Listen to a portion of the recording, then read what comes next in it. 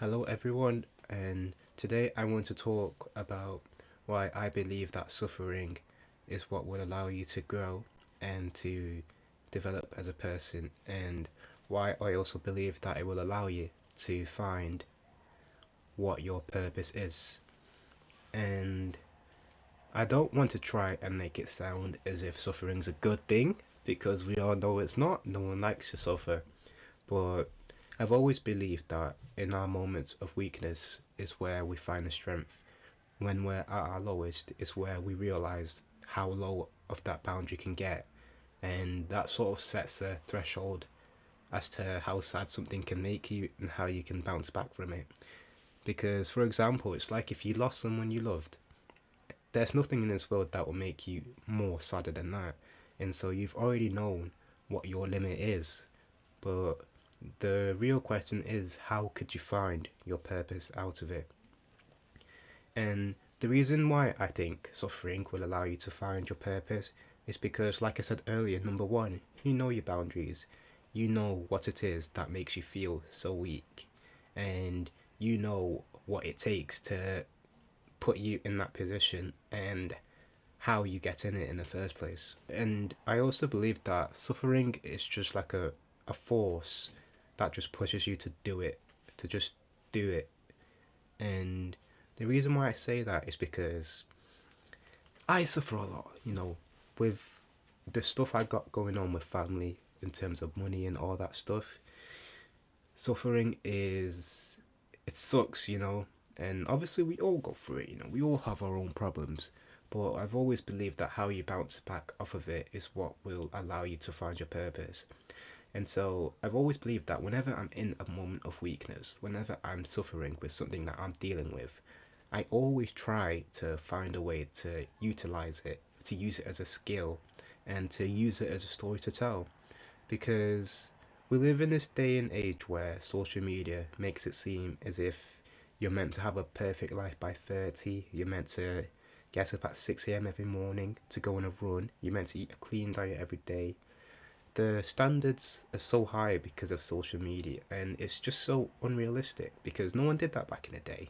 And I bet you they don't the people who make the videos themselves probably don't even do it. So what I'm trying to say is that suffering pushes you to do it.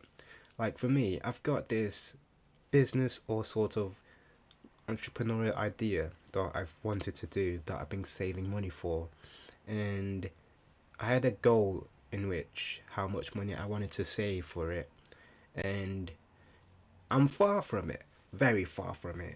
But because of all the suffering I'm going through, and because of all the struggling that's happening around me, I'm doing it now, despite being far from where I planned to do it. I'm doing it now, and the thing is, it's a risk, but at the same time, I feel like you learn the most and you do the best you can when you don't have enough. And what I mean is that when you've got limited resources, you utilize it to the best of your abilities. You try to make something beautiful out of it. But when you've got a lot of resources, so say, for example, budgeting a high value movie, you've got millions, you'll overdo it. You won't do it well. You won't do it to the best of your abilities because you've got too much power. But when you've not got any, it's as if you put more thinking into it instead of just thinking from the front of your head, you're thinking from the back of it. And so all that suffering is what's made me want to pursue my purpose right now instead of waiting. And to me, it feels like a force that's just pushing because every time I'm like, when I'm going through a stage, I'm just like, oh, doing this thing is going to help my family so much. They've just got to wait a few more months, and I do that every single month. And it came to now, and I was just like, you know what, fuck this. Let me just do this now and hope it goes well. And so I've just started it, and if it goes well, I will tell you guys what it is. And so for you guys who don't have a purpose, suffering will help you find it because when you're in that moment of weakness, you will then begin to understand that there is no one who can save you. There is no one who can give you the advice you need, the support you need. And there might be someone, you might have a mum or a friend who's there, but they won't always be there. They don't know how you feel internally, and they can't be the ones who try to fix your life for you. And so, when you're suffering, you will start to realize that you've got to take matters into your own hands. You've got to realize that you're in control of your life. You can stop this if you try to. No matter how hard it is or how much suffering it is, you can still end it if you choose to. And the reason why it's so hard is simply because suffering it consumes you mentally and physically. You might physically not feel like you can get out of bed. You might mentally think you will never get out of this headspace.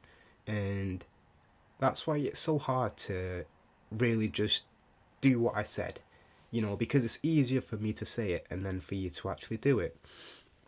But what I'm trying to say is that it will happen naturally. You will naturally come to the realization of your times during your suffering. And when you are in that moment, you will start to realize at some point that you've got to do something. And it's got to be you that does something. And I'm trying to be very specific with this because we all have our own problems. We all suffer in our own ways. So, in order for it to fit as much people as possible, all you've got to do is find a way to not only counteract it, but to sort of understand that suffering isn't just a weakness in humans. Suffering is the place where you find your strength. It's the place where you find your purpose. Because when you find a way to stop that suffering, then you will begin to find your purpose. And our purpose could mean anything. It could mean starting a new hobby or a new profession or something that will shape your life for the future. And when you try to take steps to overcome that suffering, when you actually try to help yourself instead of looking for people to help you to overcome your suffering, you will begin to find your purpose. You will begin to find the reason why you're here.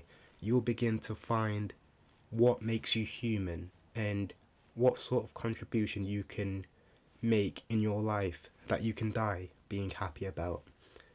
And all that comes from suffering, and you simply just got to see it. You've got to see it and understand it and just come to a realization that you can't be like this forever when no one can help you. And ultimately, it would just be you in the end. And so that's how I think you can find your purpose, suffering.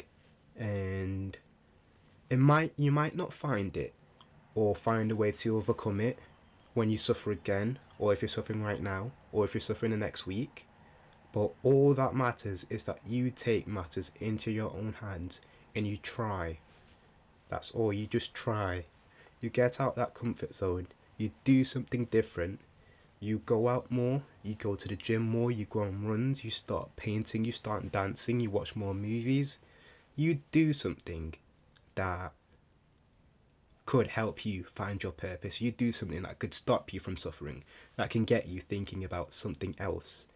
And I think that's what will help you. I don't think watching motivational videos or self help books or talking to therapists will help you.